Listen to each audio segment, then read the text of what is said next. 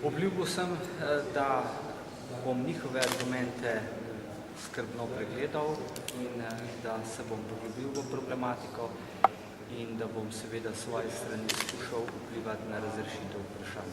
Ali podpirate njihovo zahtevo? Torej, zagotovo so argumenti, ki jih podajajo, takšne narave, da jih ne moremo uvrstiti v politikanske, sindikalne argumente, ampak v resno vprašanje, ki zadeva naše slovensko zdravstvo in ga je potrebno tudi resno jemati.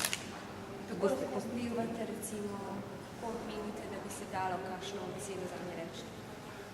Tako kot povsod, kjer prihajamo v stiku z drugimi politikami, z ministri, z vlado, zagotovo tudi povem svoje mnenje. Koliko me upoštevajo, je pa stvar seveda tistih, ki na vladi to odločitev sprejemajo, potem pa pride zadeva v državni zbor, tam imamo nekoliko več besede. Boste torej lobirali kot zdravnik pri ministru Virantu in predsedniku vlade, gospodu Janši? Če vi razumete pogovor z ministri in z vlado lobiranja, potem jaz vedno lobiram za vse dobre stvari. Če bodo morali stavkati, se jim boste pridružili?